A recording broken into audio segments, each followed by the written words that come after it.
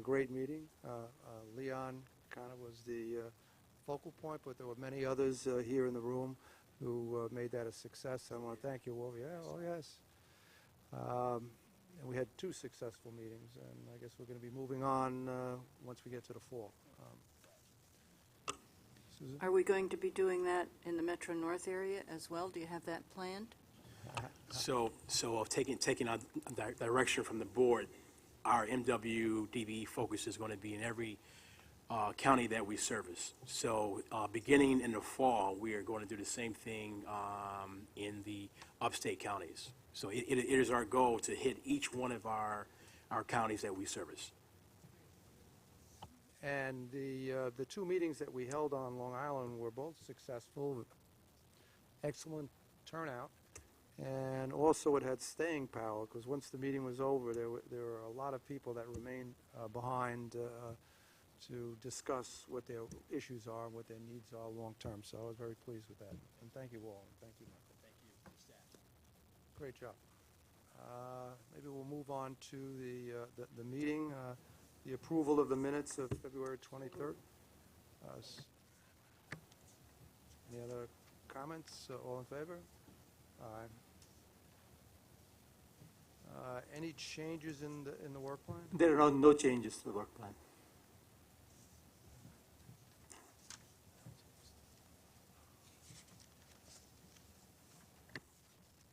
Michael, you want to move the next part along? Yes, so the DDCR Business and Diversity Initiatives, Z? Good afternoon. Okay, we don't have them up on the screen, but in our books you can see that we have an aggressive outreach plan for May and June. We already spoke about the Nassau and Suffolk counties, and just as a goal to understand that these outreach efforts and the aggressiveness that we have undertaken is to increase our certification pool and have our firms participate and in essence have results on our contracts. I would like to highlight also that we are currently planning in conjunction with Bridges and Tunnels an outreach event for as-needed contracts, and each of our agencies will be doing so in the near future. Thank you.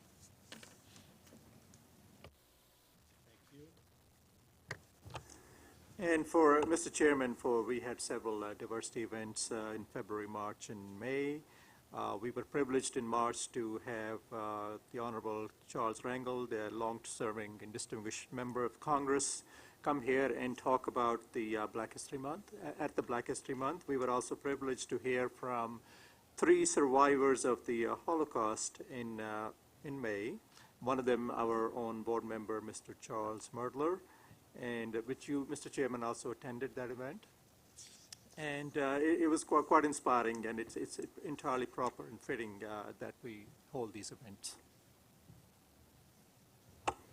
Great, Danny. DB certification. Good afternoon.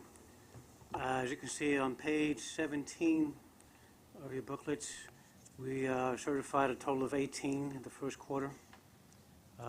4 in January, 6 in February, 8 in March.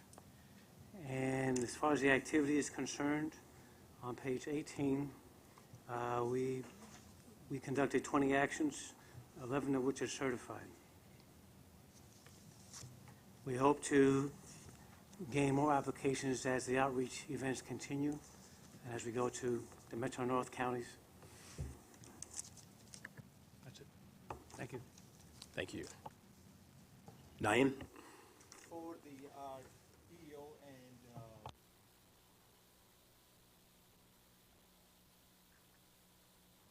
I beg your pardon. For the EO activities, starting on page 19, actually, there's a summary on page 21 of your books. This is as of March 31st, 2015. Overall, Hispanics, women, and Native Hawaiian of the Pacific Islanders are underrepresented in various job categories across the agencies, particularly within administrative support, skillcraft, and service maintenance job categories. Pages 24, 25,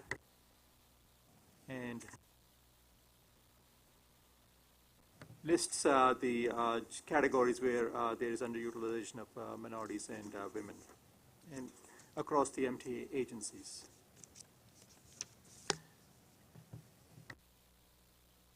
For new hires, I'm happy to report that we continue to make progress.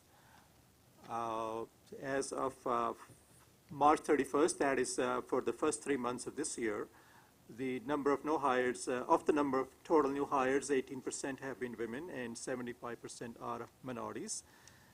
And I wish to point out, or highlight rather, New York City Transit, which has 220 women who were hired, which is 20% of their new hires, and 919 minorities were hired, which represents 82% of their new hires.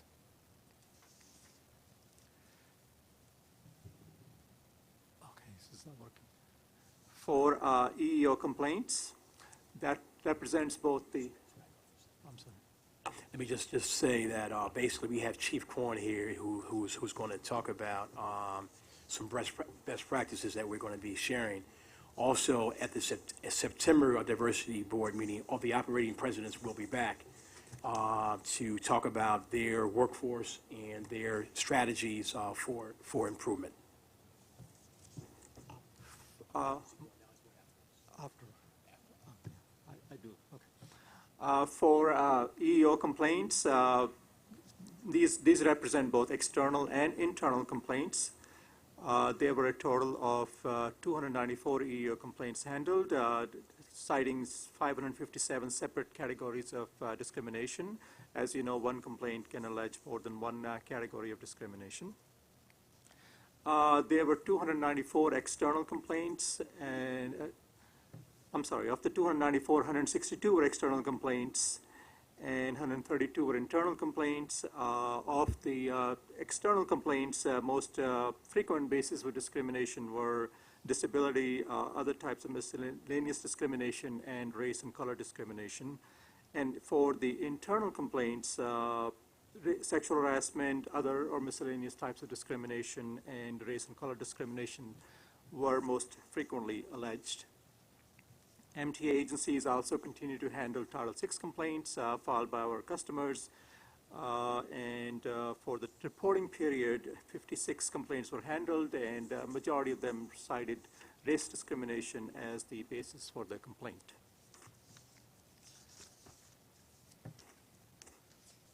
And I'm going to talk about MTA HQ workforce utilization, which is on page 35 of your material. And there it shows women and minorities being underrepresented, mostly in technicians and officials and administrators category. For Native Hawaiian and other Pacific Islanders, it's mostly in the is in most of the job categories except for paraprofessionals, skill craft, and service maintenance. For MTA police workforce utilization, the picture is largely unchanged from what we reported in February. And Chief Cohen is here, who will talk about the outreach efforts in a moment after I report on the new hires for the MTA headquarters. And I'm happy to report that for the reporting period ending on March 31st, of the 20 employees hired, 15% are women and 65% are minorities. MTA HQ also handles EEO complaints externally and internally. And there were no Title VI complaints at headquarters that were handled during this time period. For the external complaints, there are totally cases of 2 which remain open as of March 31st. And for internal complaints, there were 3, of which 1 was closed. So, Chief Cohen, if you would please, you will discuss the underutilization in the MTA police force. Good afternoon. The MTA Police Department, along with MTA Headquarters, Human Resources, and the entire MTA, is committed to ensuring that the department reflects the community in which we serve. The current uniform headcount for the police department stands at 702, with a budgeted headcount 722. Our attrition averages around 20 officers a year, and we normally hire each January and July, with new officers attending the NYPD Police Academy. In order to continue to addressing hiring needs and underutilization, the MTA Police Department and HR and the Department of Diversity and Civil Rights began a series of meetings beginning in 2014, and those meetings have continued this year. The meetings have included representation from members from the MTA Police Department's Guardians Association and Aleda Myers, the Director of the All-Agency Veteran Recruitment and Staffing Initiative from Human Resources. Additionally, Michael Garner has reached out to the NYPD, who have indicated for the first time in years that they have not been reaching their diversity goals and are having retention issues. Our group will be meeting with the NYPD in order to discuss issues and learn what initiatives they have planned and possibly find areas where we can benefit each other in the hiring of new officers. The Police Department and HR are planning to open applications in 2016 for an exam to also be given in 2016. Future police hiring needs are anticipated to increase due to Eastside Access and the continuing increase in ridership. We've committed to working with the Guardians Association and will continue to participate with the All-Agency Veteran Recruitment and Staffing Initiative in order to address our underutilization. Concerning recruitment, specific locations have been discussed, as well as staffing of events with members that reflect the diversity of the department. Colleges, churches, military bases will be targeted, as well as the use of social media, old stream media, and local papers. In preparation for the current recruitment process, the MTA Police Department has participated in 22 events. Noteworthy events have included the New York City Transit Resume and Interview Workshops for Veterans, the Women in the Military event at the New York City Public Library, Bronx Community College Employment Expo, and an event at Yankee Stadium with 100 Hispanic women. In addition, a veteran contact database was constructed by Aleda Myers to forward all MTA Police Department police job postings to veteran contacts.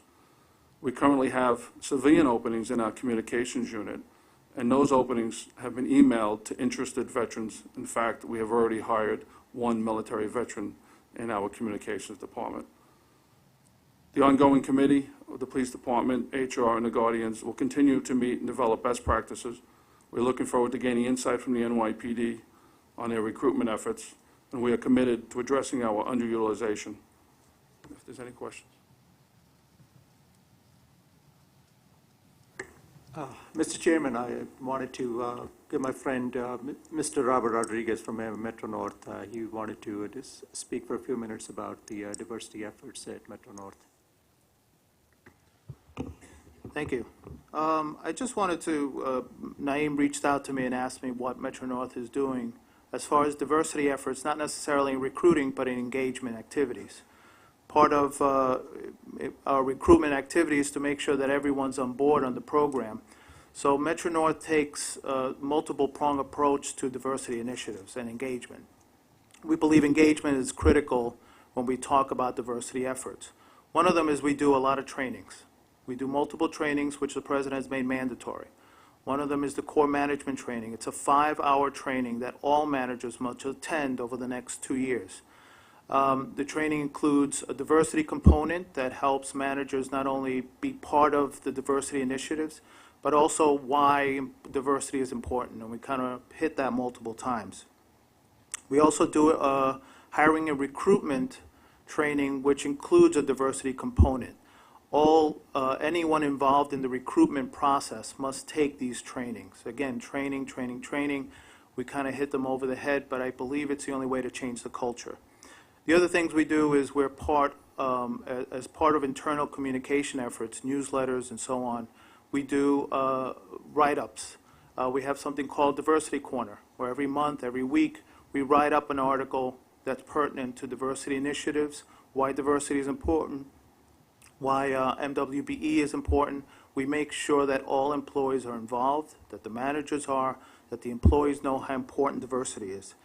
And we also, one of the concerns when I got there is that the traditional diversity council wasn't working, because the majority of our employees are not in Grand Central Terminal. The majority are outside the various regions. So one of the things we develop is an ambassador program. And the ambassador program reaches out to all the departments throughout Metro North, and we ask for volunteers to serve as liaisons to the Office of Diversity and EEO. The role of these liaisons is to help us keep in touch with the regions, to help us engage with events, not just GCT events, but events within the individual departments, so that everyone feels they're part of these initiatives, because diversity, we're making it one of the priorities, and we think that everyone should be engaged in all those activities. Thank you, Chief Cohen, and I'm sorry. Mr. Chairman, I have a couple of questions for Chief Cohen. This is a very good start in terms of getting us a sense of where we are and where we need to be going forward. Since entry level in the department doesn't appear to be an issue, but it's except for women, it's the advancement through the ranks that appears to be problematic. What steps are we taking to deal with that? Oh, before we do that, I presume that up until the rank of captain, these are civil service tests, and after that it's discretionary? Sergeant and lieutenant is an exam. Uh-huh. Captain is discretionary. Ah, A little different than the city. captain and above is discretionary. Correct. Oh, okay, so that's good. What steps are we taking? 2014, we had a sergeant's exam and a lieutenant's exam. It was the first exam in 7 years. For the sergeant's exam, a little bit more than 500 were eligible, 183 showed up for the test. And we have a current list. We started promoting off that list. Underutilization in the first handful of promotions, I think we promoted 16 so far, was an issue. As we continue promoting, it will become less and less of an issue as we continue promoting off that list. We promoted, I think, well, absolutely, and not only that, we're going to continue looking at the list, and we don't want 7 years to go by before we give another test. It's too long. We've had a number of hirings in the last 7 years, so we want more people to be able to take the test.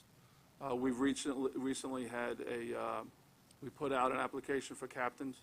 Out of 28 potentials, 9 individuals put in, and we have not chosen we have 3 openings as we speak.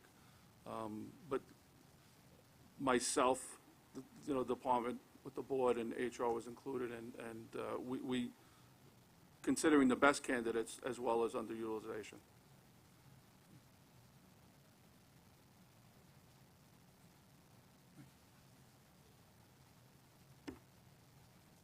To also, before I get to George and his presentation on the small business mentoring program, I just wanted to give a special thank you to Sean Moore, who has gone on to greener pastures. But Sean's expertise, she comes back and she basically assists us when we generate these workforce totals and workforce numbers the accurate way. So my sincere thank you.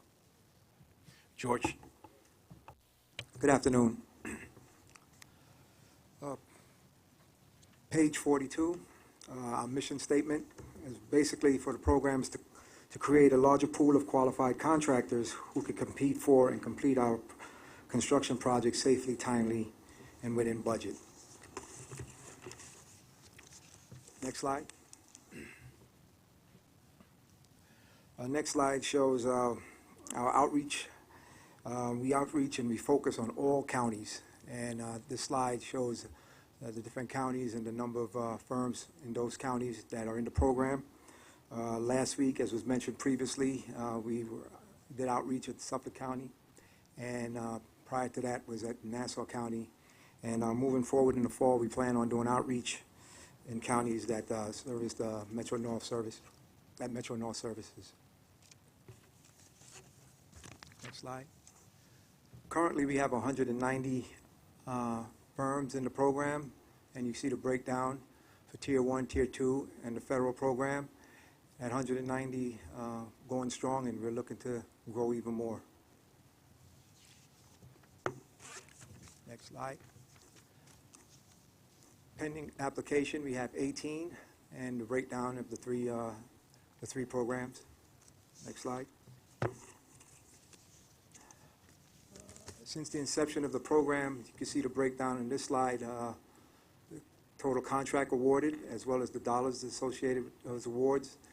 For all three programs, we have 179 awards, totaling $159 million.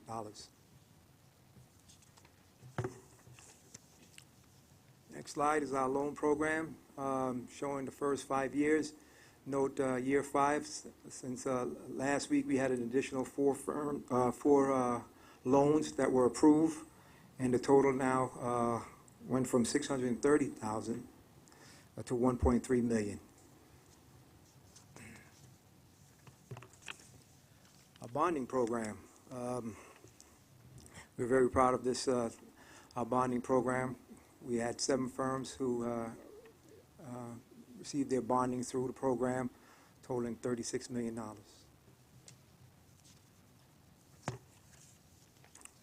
This next slide shows firms that have received contract awards based on ethnicity and gender.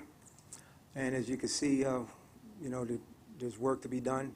We're going to be focusing on our efforts, our marketing efforts, and targeting a broader pool of firms that will include blacks, Hispanics, and Asian firms. Similarly, in Tier 2, we're going to be focused as well as our federal program. So the next one. Okay. Next slide. Okay. Program performance to date contribute to a little over 2,000 jobs in the 14 regions. We had 146 bid solicitation, resulted in 986 bidding opportunities for our firms. In our training program, we had 158 firms that have completed the 11-course training program as of fall 2014. And let me say something about the training program. It's growing. This session, we got 2 classes left, and we averaging about 50 firms attending the course. Okay. Mike, you want to? Thanks, George. And I wanted to just point out on this next page, this page right here, how excited we are once our next 5-year capital plan is approved. And there's going to be more than $500 million in projects that's going to be allocated to the Small Business Mentoring Program. So Susan, as a startup, in 4 or 5 quick years, we've really unveiled this program, and it's showing measurable results. Not only are we issuing a record number of prime construction contracts to our MWDBE firms, we are also, as George indicated, created more than 2,000 jobs or maintained 2,000 jobs in the MWDBE areas.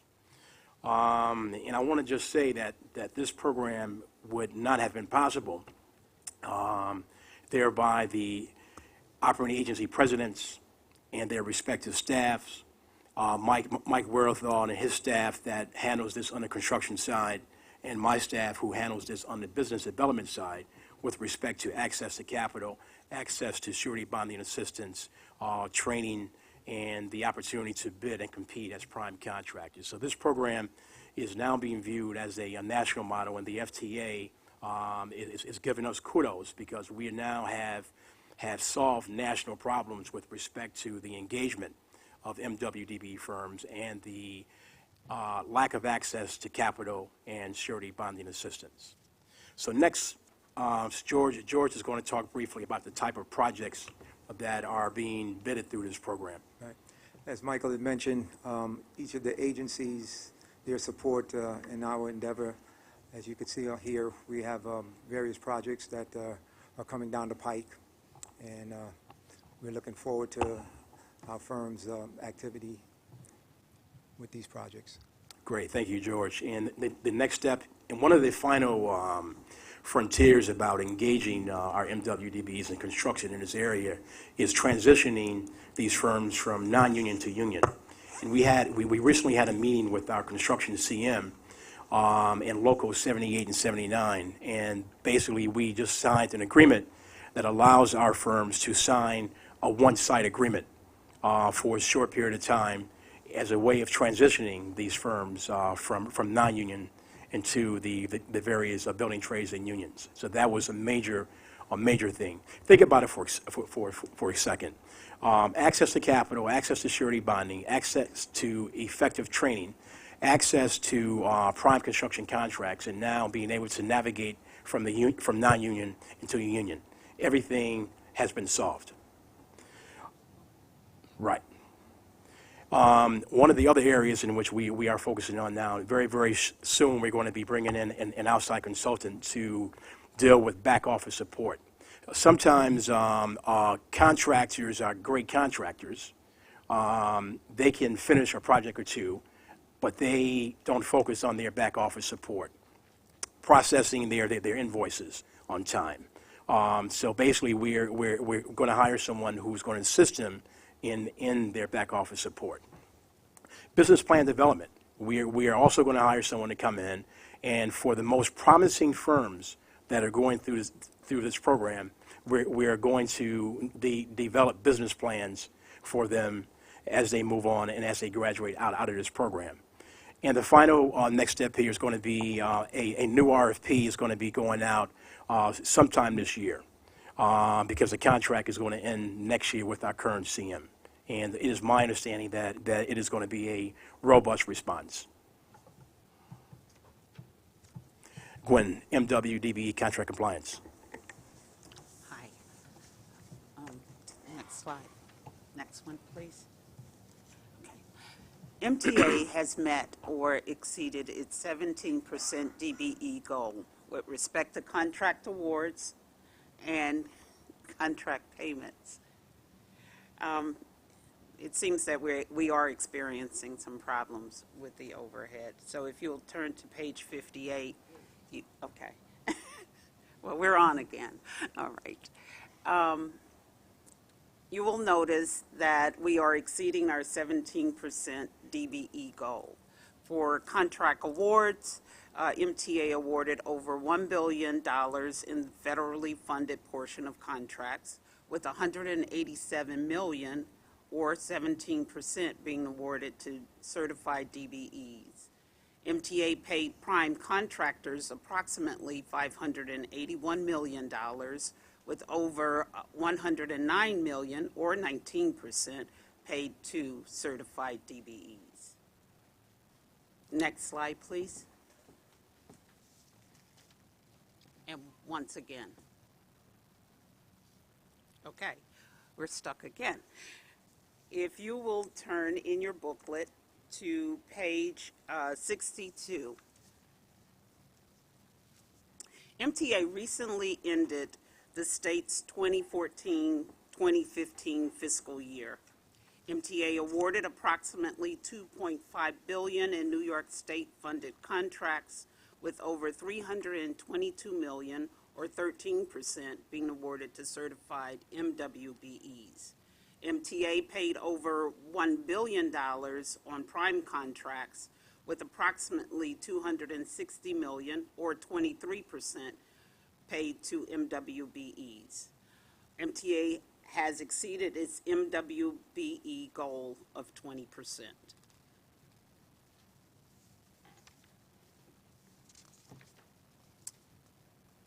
Okay. If we could go to the discretionary, if it's working. It's on page 65.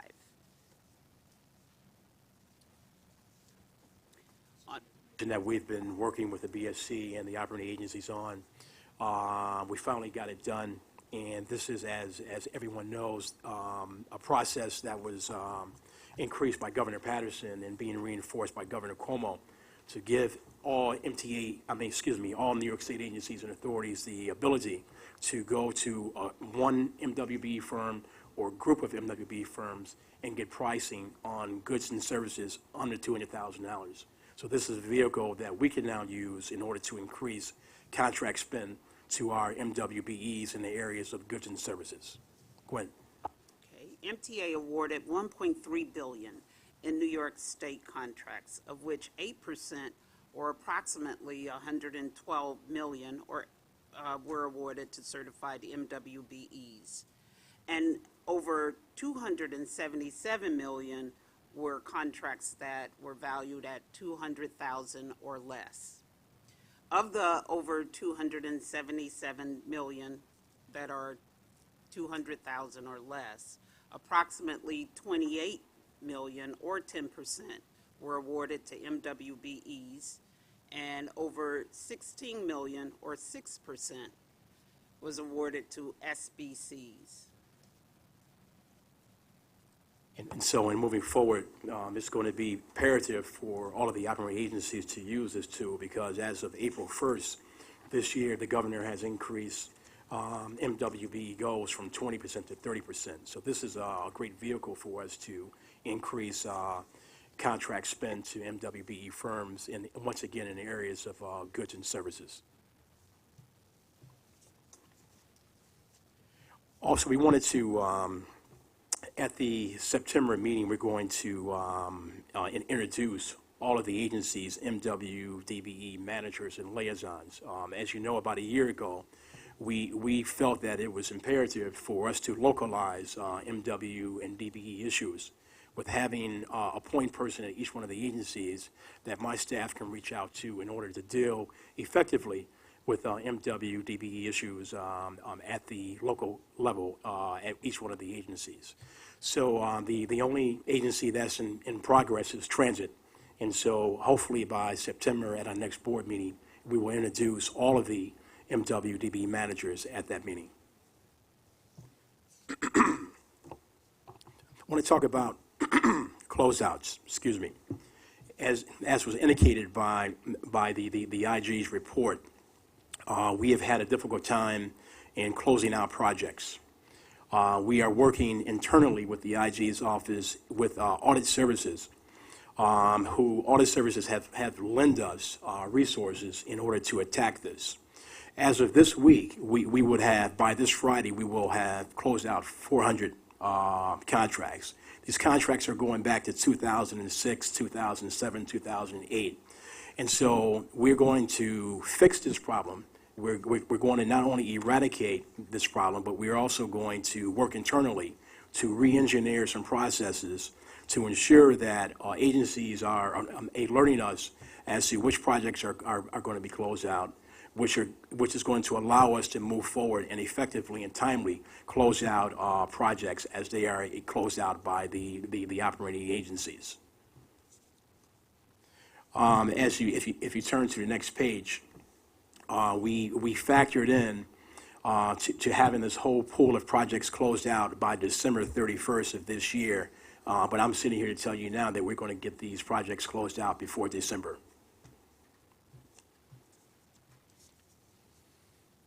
Turn to page 70, Hudson Yards. And so about a year ago, we started having conversations with Hudson Yards, the related group, to talk about MWB inclusion at Hudson Yards. And as everyone knows, Hudson Yards is the largest construction project in the history of the country, a $20 billion project over a span of 10 years. They agreed to hire our mentor program, CM TDX, and about 2 weeks ago, they awarded their first contract to Malcolm Patrick, who is not only a New York State certified MWBE, but also a MTA certified DBE. And so we're aggressively working with them to make sure that our firms in the mentor program now have other contract opportunities outside of the mentor program. Financial services. Legal services. So we are currently at 14%. And as you know, that we recently went out with a RFP only to focus on certified minority women-owned law firms. And we've added 15 new firms to our panel, in which the operating agencies, including HQ, is looking at these firms to issue assignments to. Let me also say that working with Jim Henley and Jerry Page, who's sitting here right now, I just want to personally thank them, because I think that Jerry Page brought something to the Finance Committee, that we went out with an RFP to hire 2 firms who are going to handle our bond transactions. And in working with Jerry and working with all of the councils, we created a concept in which we're going to link up one certified minority-owned firm to both of the non-minority firms, and on every bond transaction that we do, that team is going to rotate. And you don't really get this done without innovative thinking. And so Jerry is right here right now. I just want to thank him personally in front of this committee, and also all of the councils, including Jim Henley. It's a senior moment. I've not eaten lunch yet, so it's a senior moment. So once again, thank you.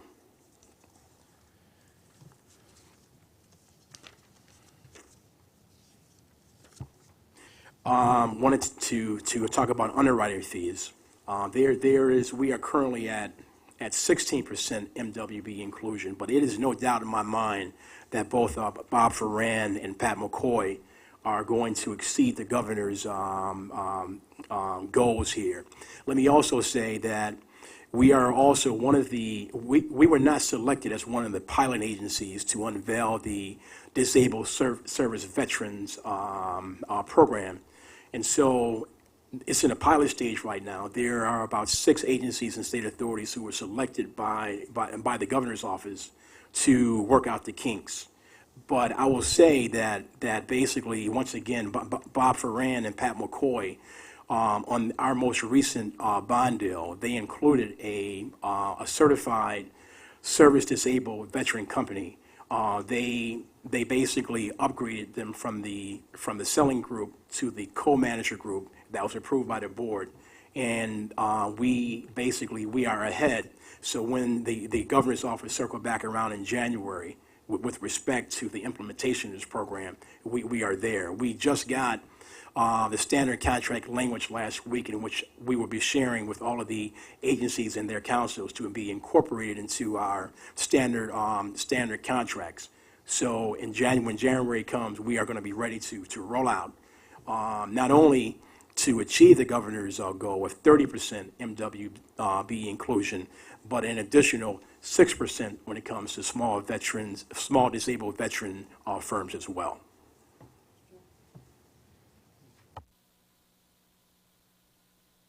Just an observation or two. Can I go back to page 72?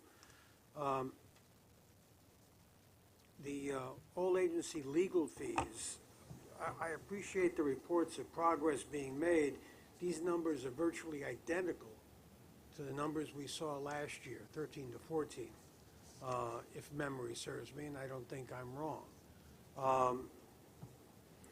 Apart from trying to mix it up a little bit, is there a more defined strategy going forward in increasing this participation?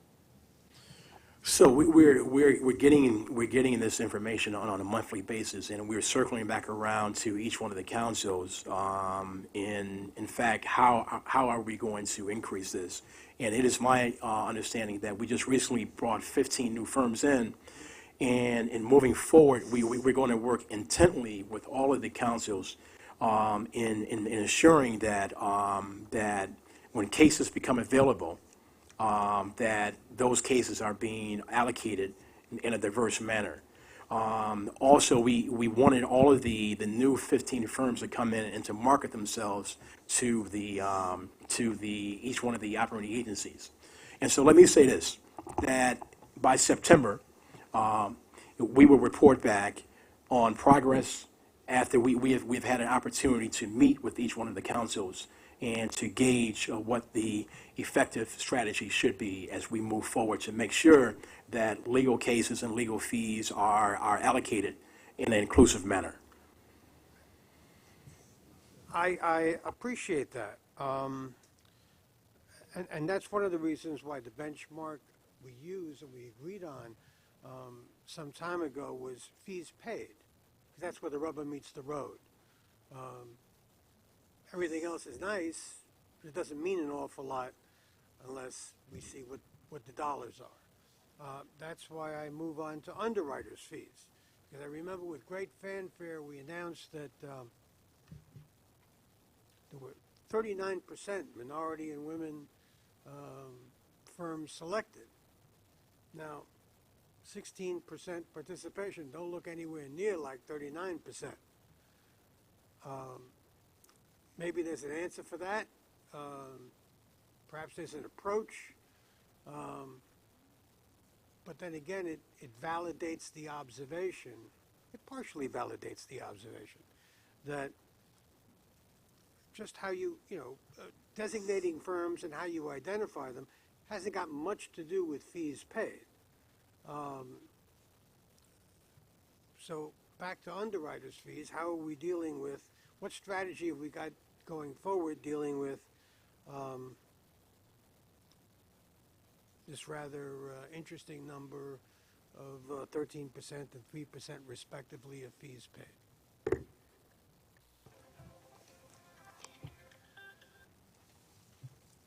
So this timeframe for these fees are correct? This is a whole entire year? I don't think it's a whole entire year. It's a whole fiscal year? Let me circle back on this because it is my understanding the last metrics I saw on this that they were exceeding 20%. Let me circle back on this, and I will give you an update at some given point in time this week. Thank you, and I appreciate your indulgence, Mr. Chairman, but I trust you understand how dismaying this is, especially in light of the big announcement that there were 39% of the firms we picked. Right. What happened? I will circle back on this because it is my recollection that they have exceeded the 20%, and so I will circle back around on this. Thank you. And if there's anyone who has shown leadership in this area, they have in fact done it. No doubt of that. But I'm looking at a different metric. Fees paid. I don't much. Who cares about anything else?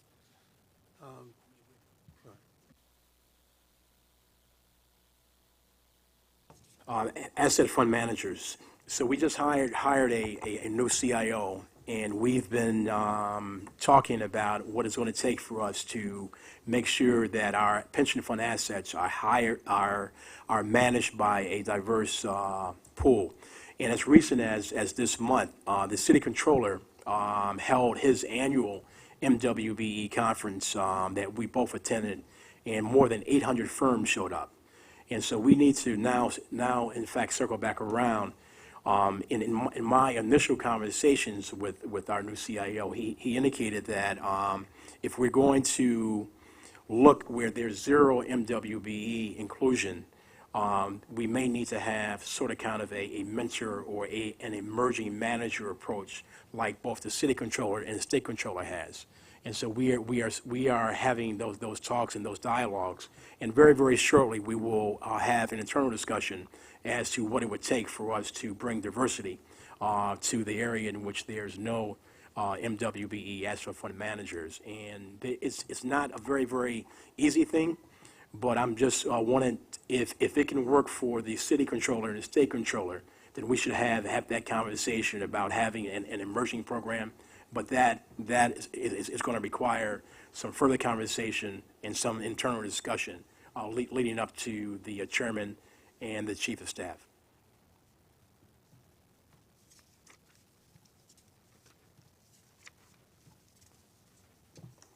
MTA Capital Projects MWDBE awards.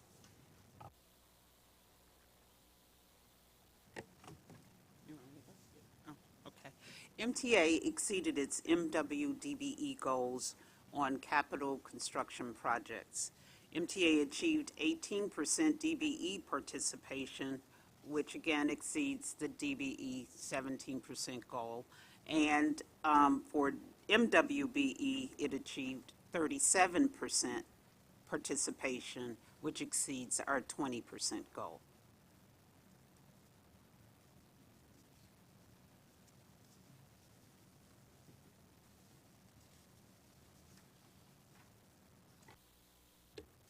Any questions?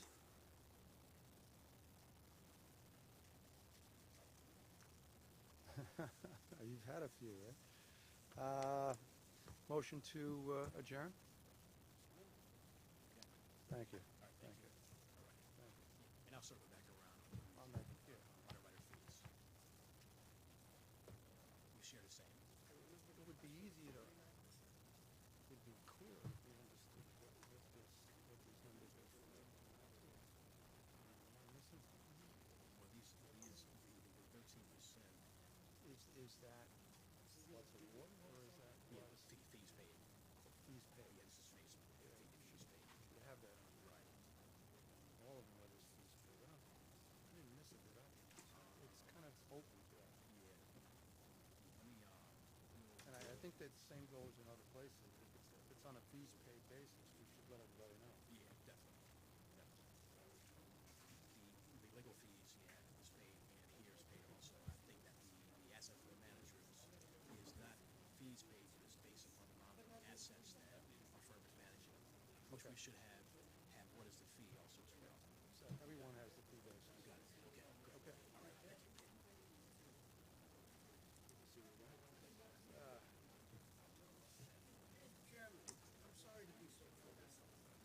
No.